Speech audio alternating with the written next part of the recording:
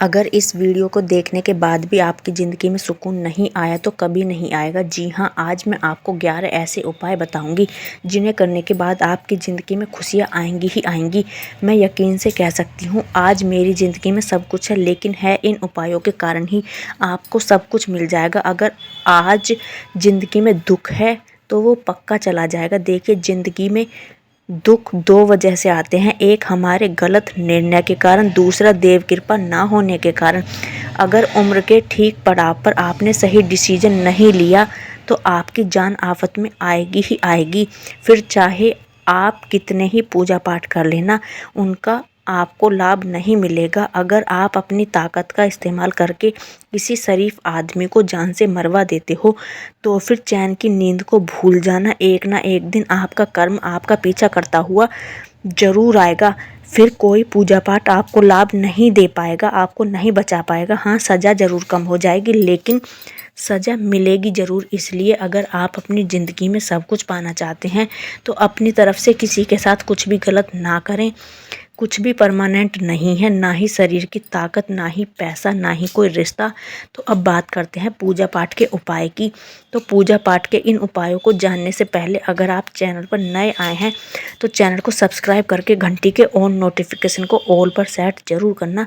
सबसे पहला उपाय, अपने इष्ट का पूजन जितना हो सके, जितनी आपको जानकारी है और नहीं है तो अपनी जानकारी को और बढ़ाएं, पर अपने इष्ट देवता को आप अपने घर में पूजन जरूर करें। हर तीज त्योहार पर उनका पूजन जरूर करें। दूसरा उपाय है पितर देवता का पूजन।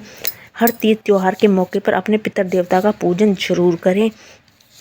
पितर देवता आपको पागल तक करने की क्षमता रखते हैं। पितर देवता के पूजन ना करने से आपकी एक पीढ़ी भले ही आराम से रोटी खा ले, लेकिन तीसरी पीढ़ी के हाथ में कटोरा तक रख सकते हैं। इसलिए पितर पूजन जरूर करें। ज़्यादा साइंटिफिक ना बने। हवा आंखों से दिखाई नहीं देती, लेकिन जब वो पेड़ों से टकराती है तब महसूस जरूर होती है। ऐसे ही पितर देवता दिखाई नहीं देते, लेकिन आपको बड़ी से बड़ी बीमारी जिनमें दवाइयाँ भी सूट नहीं होती, बच्चे ना होने की समस्या, पितर देवता वंश वृद्धि नहीं होने देते।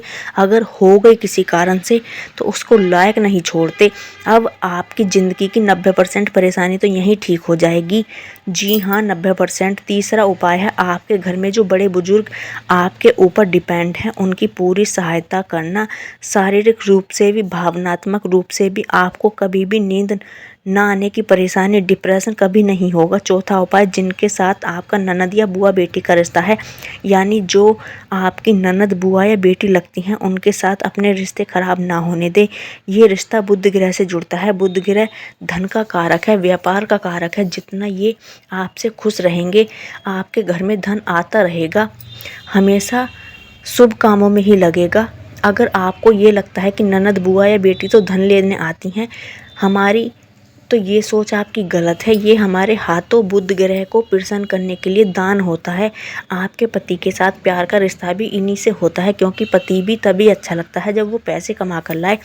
पांचवा उपाय है, अगर आपके दरवाजे पर कोई मेहमान आ रहा है तो उसे बिना खिलाए पिलाए भूखे पेट घर से बाहर ना भेजें। छठा उपाय, शाम होने के बाद कभी भी घर का कूड़ा कचरा घर से बाहर ना फेंके, वरना घर की सारी बरकत चली जाएगी। सातवां उपाय, घर के मंदिर में कभी भी देवी लक्ष्मी की खड़ी तस्वीर की पूजा ना करें, हमेशा बैठी लक्ष्मी की ही पूजा करें।